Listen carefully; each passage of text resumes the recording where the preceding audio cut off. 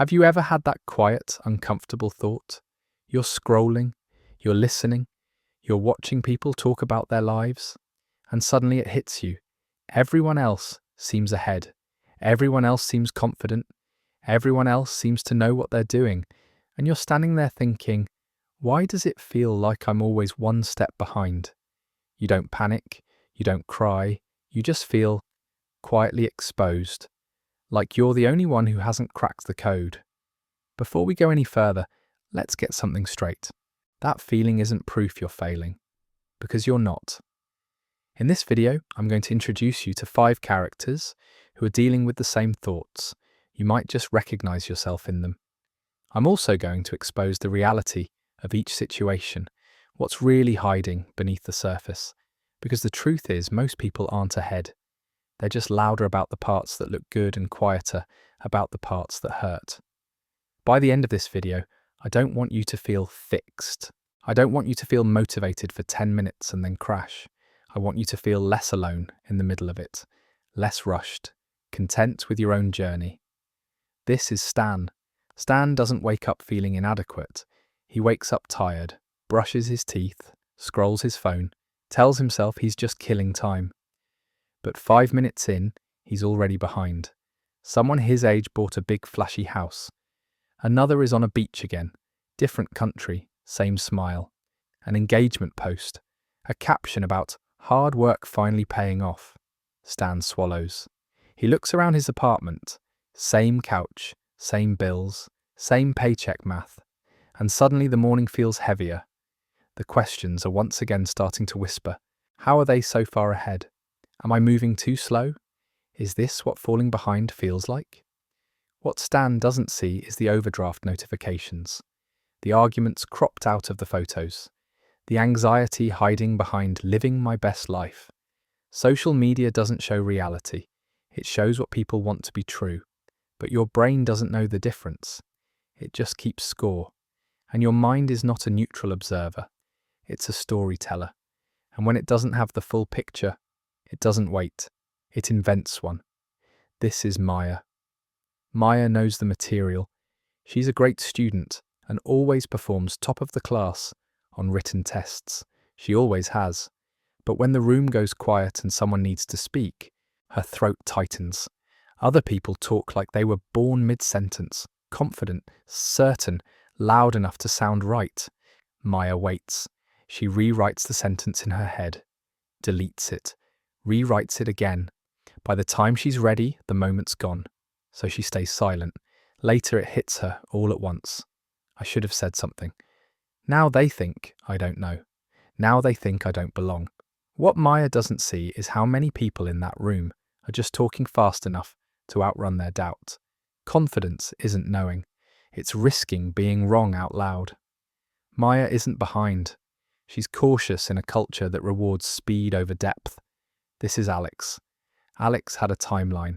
By 30, he was going to figure it all out.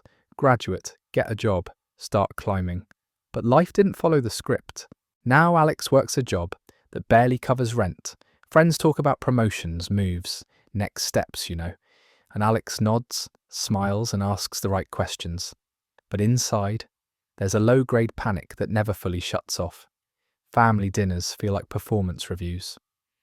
So what's next? Any big plans?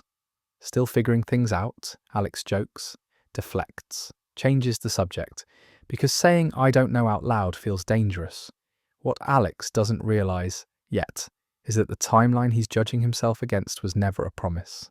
It was a suggestion, a story borrowed from other people's lives. The panic he feels isn't a sign he's behind. It's the friction between who he thought he had to be by now and who he's actually becoming, which never works long term. And here's the part no one tells you at those family dinners. Saying I don't know isn't dangerous. It's honest. It doesn't mean you're lost. It means you're still choosing. Most people aren't climbing a clear ladder. They're standing on different staircases, at different angles, pretending they all lead to the same place. Alex doesn't need a 5-year plan. He doesn't need a breakthrough moment.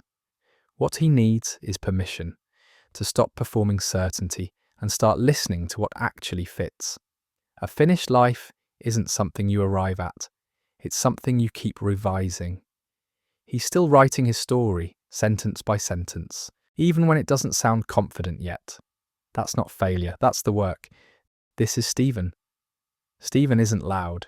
He doesn't enter rooms and announce himself.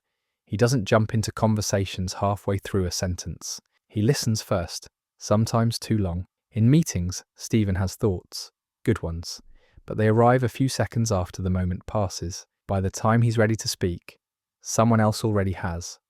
So he stays quiet. Not because he has nothing to say, but because he's still choosing his words carefully in a world that rewards speed over depth.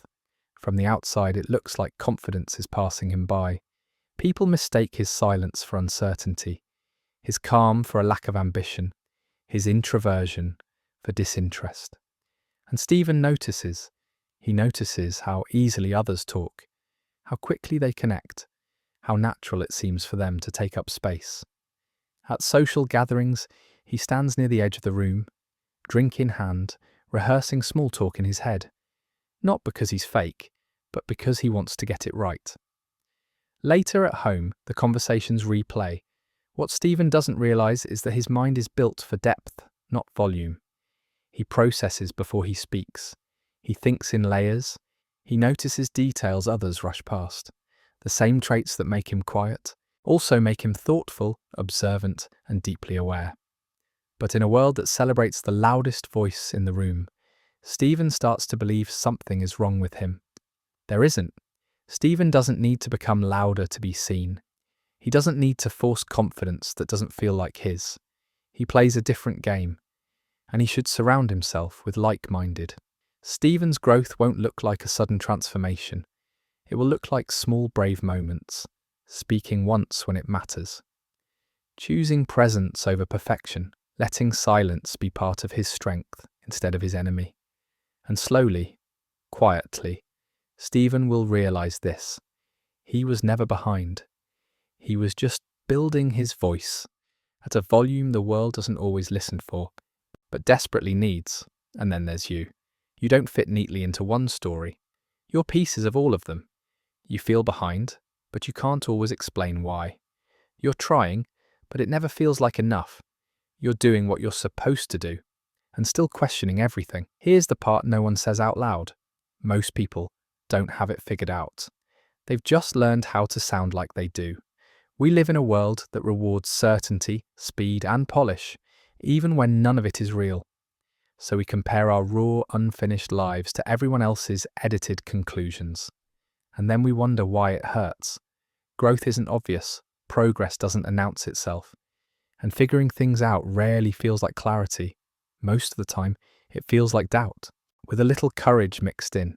So if you feel behind, you're not broken, you're not late, you're not failing some invisible test, you're just in the middle of it.